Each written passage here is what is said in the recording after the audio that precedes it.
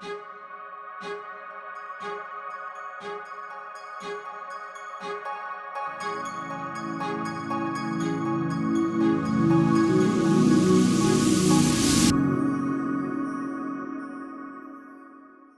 hello and welcome to the Dharma Life podcast. I'm your host, Aloise.life Middleton.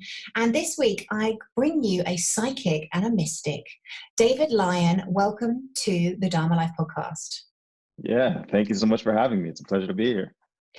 This man has many, many hats. I was checking out his Instagram and I just loved the way he came across, his energy, his vibe, the fact that he has transitioned from a magician into a psychic and a mystic.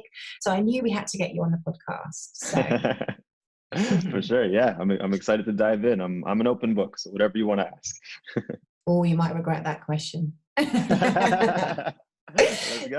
Do you mind sharing with our audience who maybe haven't come across your work a little bit more about who you are and what you're doing in the world? Yeah, for sure.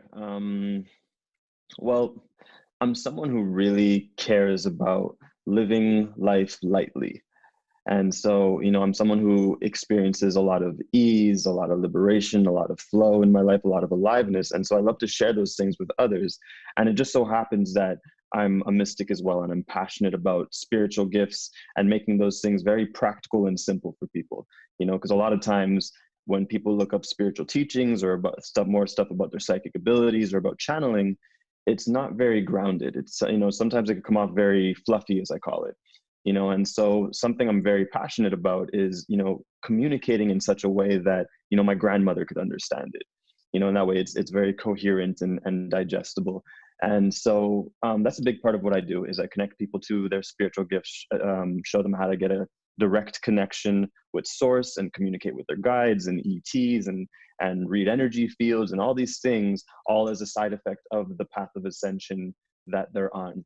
And so I call this all living magic, which for me, living magic is my word instead of 5D. A lot of people say 5D. Mm-hmm. I say living magic because it's a little bit more simple, and that's the opposite of living struggle. Nice. I love that idea of living on a daily basis, your magic. Yes, absolutely. It's all about discovering where magic meets life. And can you talk me through your transition? Because has life, usually if we have a life of ease and flow, it hasn't always looked that way. So. Absolutely. Yeah. How much time do you have? Pivotal moments, please. Yes, for sure. So, like you said, obviously it wasn't always this way. And, and just to clarify, when I say my life is full of ease and flow and inspiration and stuff, I'm not saying that it's absent of challenge. There's definitely still challenge in my life, but the challenge is exciting. It's fun. It doesn't have a texture of suffering to it, so just wanted to make that clear. And also, so in terms of my path and my transition, man, how do I summarize this? So the short story is that when I was a kid, I came into this life very awake, my gifts were already very developed, and I didn't know that they were gifts. And, and I was fortunate enough to have the mom that I do, who's just very loving and supporting. And she was always just whatever makes you happy. And so, like most people, I grew up and eventually I went through my ego days, and I lost myself a little bit and lost touch with my gifts and had amnesia for that world. And through my journey, I eventually became a street magician and a street hypnotist. And I was, and I was an entertainer, essentially. I was inspired by David Blaine, and I wanted to be like him. But for me, it was really my way of trying to find a way to connect with others, because I felt so insecure, because I was so heavily bullied when I was younger and I felt invisible. I didn't have many friends. So it was just a way to connect at the time. And that took me pretty far. I started to get into the celebrity world and perform on TV and for different celebrities and whatnot. However, no matter how high I climbed in that world, I always felt empty. And it was like I was achieving every single thing that my mind wanted to achieve. and Or my life looked society tells you you should achieve as well. exactly, yeah. I was achieving all those things thinking that they were going to lead to fulfillment. Mm. And then there was a day where I achieved my biggest dream that I thought was my biggest dream at the time, which is I wanted to meet Drake and perform for Drake and do all those things, and I did. And then after doing it, the next day was just another day, and I still felt empty. I still felt void. And so I ended up asking myself a pretty big question that I believe opened up the doors of synchronicity for me, Mhm. where I asked myself, I'm like, okay, everything I'm doing, I'm accomplishing. Everything I've set my mind to, I've done. So this isn't about what am I not doing. I asked myself in life, I'm like, what am I not seeing? What is it I'm not seeing? And that, uh, whatever it was in that question, seemed to open up these doors of synchronicity. And then all of a sudden, all these ancient Egyptian teachings started to fall in my lap. Specifically, the law of one, which is Mm. the Yeah. raw material. Yeah. Yeah, we've had And Aaron Abacut on the show as well, who obviously oh, teaches the law of one. oh, beautiful. Yeah. So that book was very much a catalyst for me. It started to teach me um, spiritual teachings. And then eventually I would meet a mentor who was my first experience of a psychic. And this is a pretty interesting story. I think people will appreciate it. So at this point in my life, I was about 25 years old. And so it was about 2012. And I was the type of person in that time where I'd become a charming asshole, to put it lightly. I was very arrogant. I was very full of myself, and I was still pretty empty in life. Like I was finding spiritual teachings, but I hadn't found fulfillment. And then I had heard about this guy who lived in my city, who was supposedly an energy healer, which I did Mm. not believe in whatsoever. I You like know, it, supposedly. yeah, yeah. I was like, oh, an energy healer, right? Sure. And and I was dating this girl at the time who kept telling me she was seeing demons. She was like, I'm seeing demons, I'm seeing demons. And I thought she was nuts. I thought it was just a cry for attention. And, and it just happened so often that eventually I was like, okay, you know what? We gotta do something about this. I heard about this energy healer guy. He's crazy. You're crazy. Let me put two crazy people together and see what happens. That was literally my logic Sure. back those days. and, and so sent him a text. I'm like, would like to come see you. Girlfriend seeing demons. He's like, yeah, sure, no problem. Just come over. I'm like, and he didn't ask me a single question. It was like, this is just a regular Tuesday for him. Mhm. And and so we went to his house, and I remember I had this thought of what he might look like. I'm picturing this older guy with a beard and crystals and a tie-dye shirt.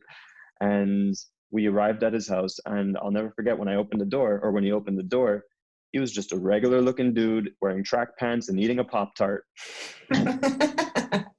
And he was just like, yeah, come on in. and and what was beautiful about this experience was we walked into his healing room, which was just his guest room, where he had a massage table set up and a sofa. I sat on the sofa, and he asked my girlfriend to lie down on her back on the massage table. And I was just watching. I'm like, okay, cool.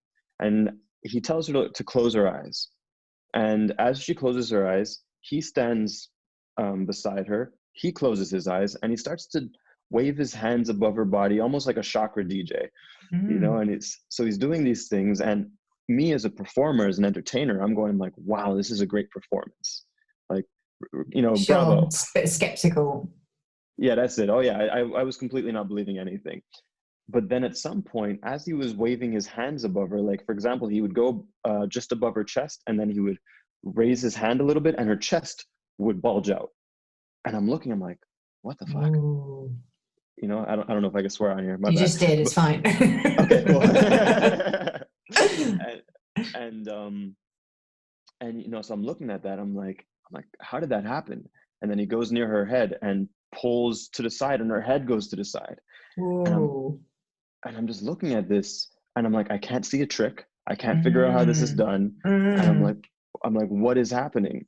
And then all of a sudden, as he's like pulling things out of her, her face starts to turn red. She goes into this clear state of rage where she looks like she's gonna like have an outburst. Then all of a sudden she breaks down crying, for about Wow. 5 seconds. And then just there's this palpable sense of peace in the room. Like she just released something.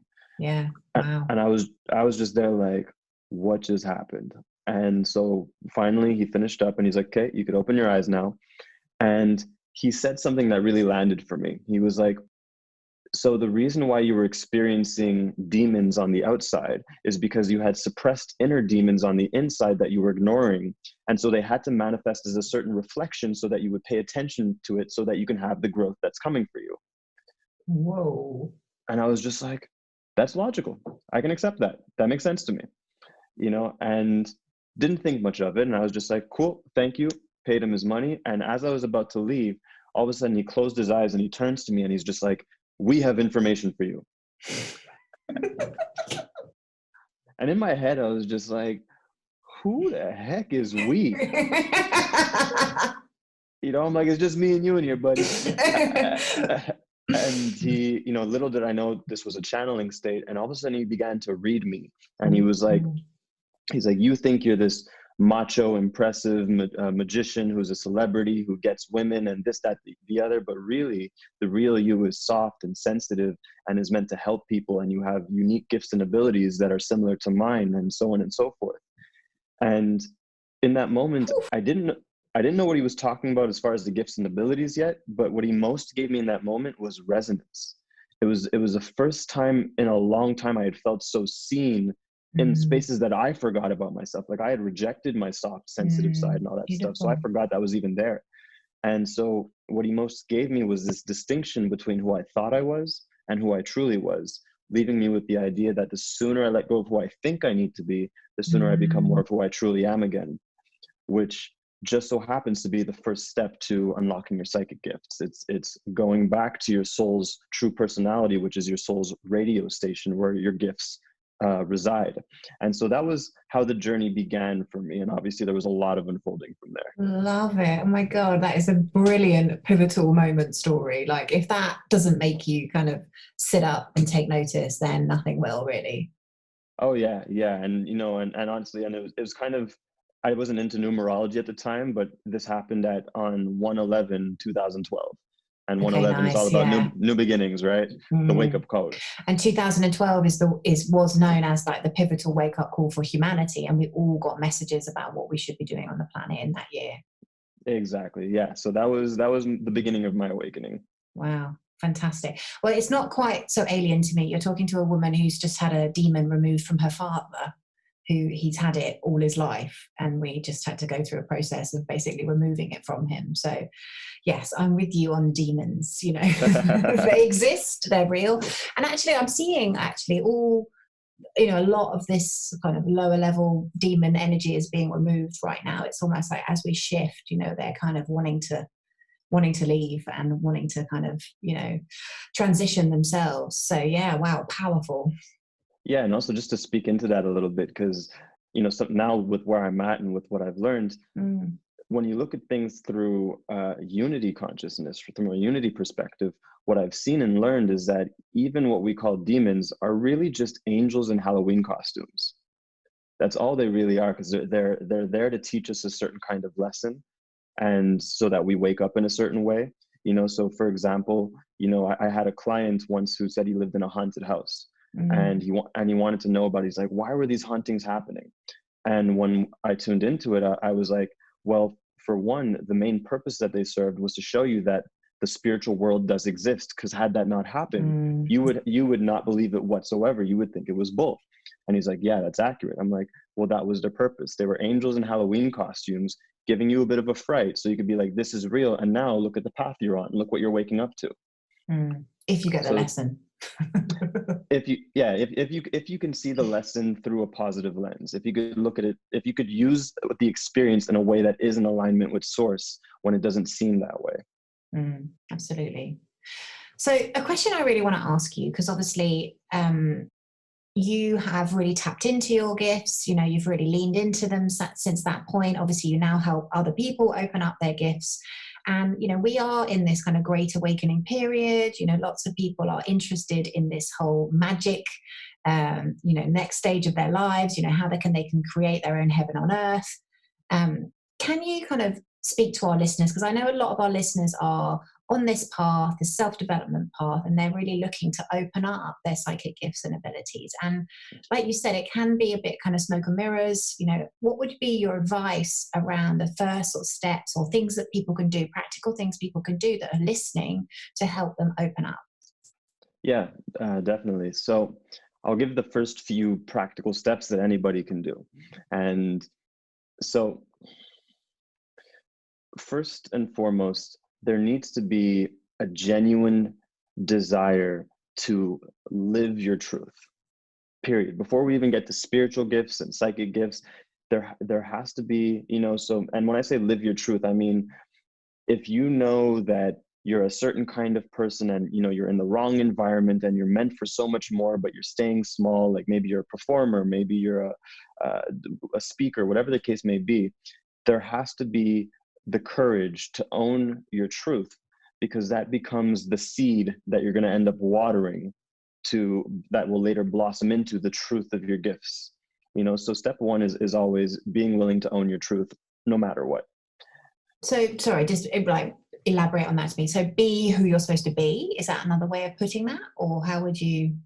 Be who you're supposed to be.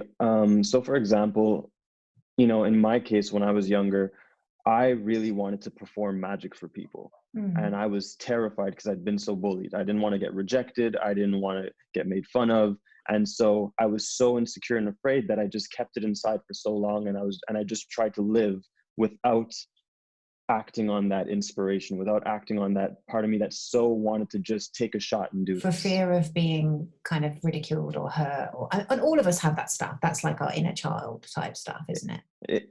Exactly. Yeah. So for me, it was having the courage to perform for my first people, and it could take any form. It might be, you're at you're at a job that does not serve your soul. It drains you, and you really want to explore being a healer, as an example, or a hypnotist. You need to have the audacity to live your truth in order to experience the blossom of the truth of your gifts and everything else. So that has to be a prerequisite. So being true to yourself is basically what you're saying, is Yes, following those dreams. absolutely. Which is, in my perspective, integrity. It's having integrity with yourself. Mm. And from there, when that seed of truth is planted, then it's about creating the correct soil for that seed, which is what I shared earlier of the sooner you let go of who you think you need to be, the sooner you become more of who you truly are.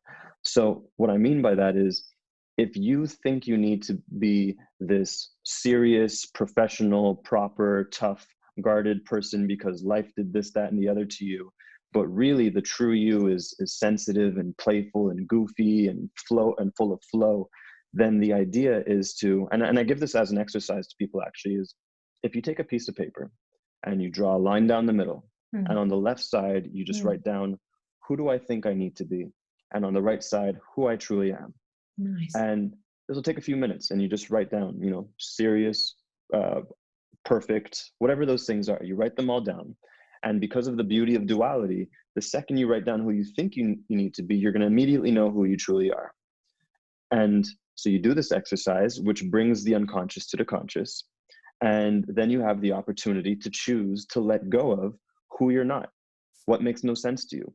And there might be certain things that are harder to let go of than others because of self-judgment or guilt or whatnot, and that could take a little bit more work. But essentially, that is creating the soil. It's returning to your soul's radio station as opposed to your identity station, your ego station. And so that's the soil. Nice. That's a step, or step two, I guess I should say. Makes sense. Yeah. Yeah. Once that is there, then here's the very simple formula that will carry you from moment to moment for the rest of your life, which I share and many teachers like Bashar share, is to be willing to act on your highest excitement and inspirations and passions and joys at every moment that you can. And the idea is to understand that those feelings are the language, the feeling of your higher self. So anytime you feel excitement pulling you in a certain direction, even when your mind's like, no, but I have to do this first, but excitement's pulling you in a certain way. That's your higher self saying, hey, this way, Mm. this way. And that's why every time we follow those things, it leads to synchronicity. It leads to us feeling like more of ourselves. It leads to our gifts coming online, because we're watering ourselves with the language of our higher self. So we're watering that seed. And if you simply do that for the rest of your life, which is exactly how I live my life, I don't do anything that's not intuitive or inspired. Mm. Zero. Same. Yeah, no exception. And by doing so, then you start to blossom yourself. And, there's a powerful quote. It says, the flower doesn't dream of the bee. It doesn't dream of abundance. It doesn't dream of opportunities. It blossoms and the bees come. And so this is very much the path to opening up your gifts. Is your only work is to blossom yourself by nourishing yourself with your inspirations, your intuitions, your excitement, so on and so forth. And so that is the beginning stages to how to begin to blossom your gifts and to attract to you everything you need, every teacher, every tool, every synchronicity that will help you from there. Beautiful. You're speaking to a convert. I teach that in my programs as well. Like, and I think it's such a simple, beautiful concept, but people do struggle with it, because it's kind of like, well, it feels selfish or guilty, or I've been taught to do it a different way. But actually, moment to moment, if you're always doing that thing that is the most attractive, you can use different words, different language for it. But what is it that you're drawn to in a moment to moment? Then you're on that optimal timeline. Yeah, absolutely. And a lot of people who have challenged following their magical feelings, their higher feelings, such as excitement and so forth, what I've noticed is they usually have subconscious beliefs in self-sacrifice, thinking that, you know, thinking that self-sacrifice is love. Like I need to put myself last and do this for my kids and for Of my course, lover yeah. and for my this and for that, not realizing that while they are, innocently being generous and caring with their love and their time, they're also teaching and being the example of self-sacrifice. And if you're self-sacrificing, that means you only have 10% of yourself to give to your loved ones. But if you were to follow your inspirations and excitement, that makes you feel like more of yourself, so that you have more of yourself to give to your loved ones and so forth. And you serve as an example of self-love. So sometimes it's just about rewiring our beliefs around these things. Yeah, absolutely. Yeah, and a very good point. And do you think that kind of ties into the psychic gifts and capabilities as well? Because personally, I'm somebody who's been following my highest excitement for a long time, and I'm just now starting. My intuition's strong, but I channel from a kind of unconscious perspective, in a sense of when I'm talking or speaking. But I personally would like to open up more so I can channel, like that, like you described that chap does. Yeah, I mean, there's definitely different levels and layers, but I'll give you the number one thing that most people miss, and I see Mm, this all the time. And the number one thing that most people miss is playfulness. okay, They forget about the importance, or just don't know about the importance of fun. playfulness and fun. And the reason being that your guides, your spirit itself, is a very playful, creative frequency. And so if you're trying to approach it seriously, you're not on the same radio station. Sure. So you can meditate all you want and do all the yoga and be the vegan you want, but if you're doing so rigidly and seriously, you're kind of missing the point on some level, right? And so a great help is to let the divine child in you free and approach things the way your inner kid would. So to be playful, to be curious, and those frequencies will make a world of difference. Love that. Okay. So I reckon there's a challenge coming here. I reckon for people listening, it's like an inner child challenge. Let your inner child run free. I personally am going to try that. I'm going to adopt what would my inner child do in this situation, and just, like you said, have fun with it all. Yeah, absolutely. I had a conversation with someone probably like a week or two ago. It's a friend of mine who's in the TV world. And when he first met me, probably 3-4 years ago, he thought I was nuts, talking about psychic stuff and ETs. He's just like, I don't know about all that stuff. And I gave him a hypnosis experience, and that was it. And recently he's done ayahuasca, and he's been doing it a few times, and he had his spiritual awakening. And he called me on FaceTime, and he was just like, he's like, he's like, now I know you're not crazy. He's like, I've been watching your videos, and I'm loving all this spiritual stuff. He's like, but I find myself, as much as I love doing plant medicine, I don't want it to be a crutch, but I also find that it's the only way I'm able to access certain worlds and my guides and such. What can I do? And so I kind of laughed a little bit. I'm like, cool. I'm like, well, do you want an experience right now? And he's just like, oh yeah, and got in his seat. And basically what I told him is, I'm like, I'm gonna lead you through an experience. The only thing I want you to do is to approach this experience with the spirit of play. Are we That's going to it. do it? No, How long not does over it here. take? It'll take time, but it is on my YouTube. Okay. There's a video called How to Connect to Your Spirit Guides and Angels on my YouTube.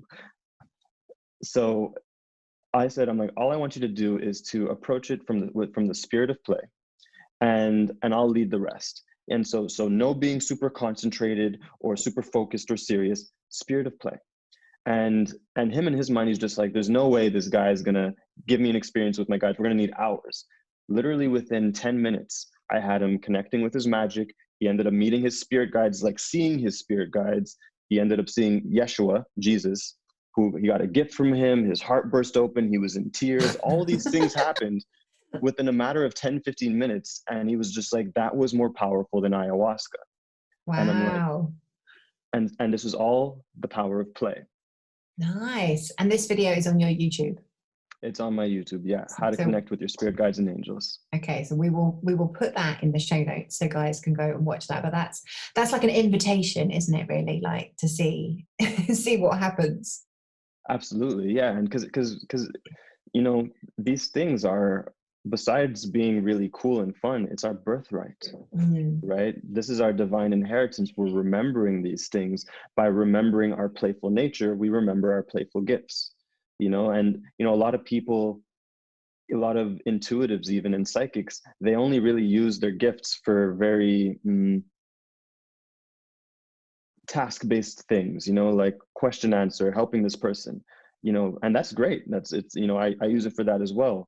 And I also just go there and I chill with my guides. I'll ask them random questions. I'll tell them to take me to different worlds. I like to learn from them. I like to be a student, so you could literally play with them. And the more you play with them, the more you start to imbue yourself with that energy. So it becomes more and more effortless until it's your natural state, which is what I always share, is that channeling is your natural state.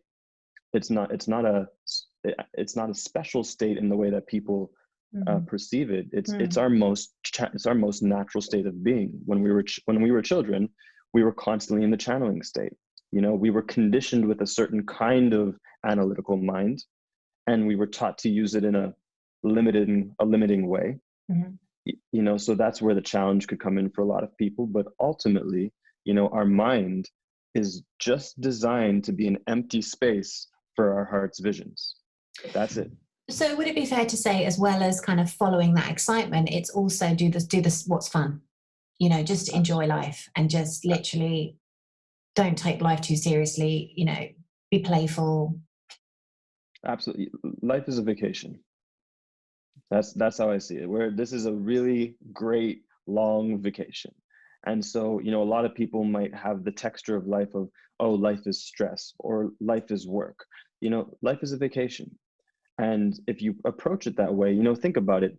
Anytime you or any of us have gone on vacation and we go out of like, oh, I'm so excited to go on this vacation, and we give it to ourselves, what ends up happening is we show up and all of a sudden there's all these synchronicities. Right place, right time. Our room gets upgraded. We meet this person who ends up becoming a friend, and this, that, and the other. And we have this spiritual revelation, right? That didn't happen because you went on vacation. That happened because you gave yourself permission to treat life as a vacation. Nice. So there's no reason why you can't do that on a moment-to-moment basis. Yeah, thank you. Something's gone clunk for me, because actually I've had lots of people who have come through my Dharma program and they're like, whenever I travel, it flows. Everything's like amazing. And of course, that's what's happening. They're just following, they're doing whatever they like. They're not like, okay, it's work time, or okay, I need to do this. And Exactly. So it shows you that you have access to that state. So you know that you can do it. You know it's Mm. possible. It's just about seeing the subtlety that actually created it, realizing it has nothing to do with the external place. It has everything to do with what you gave yourself permission to do. Mm. Absolutely. Yeah. And also, like you said, that's keeping you in your highest vibrational state, isn't it? Because you're literally, this is great. I'm loving what I'm doing. And so consequently, your vibration will be impacted by that. Exactly. Yeah. And like you said, when it goes, going back to excitement, it's just being willing to follow your excitement for excitement's sake.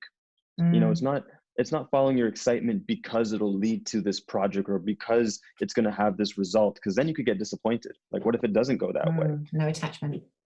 Right. No attachment. It's following excitement because excitement feels good. It lights you up.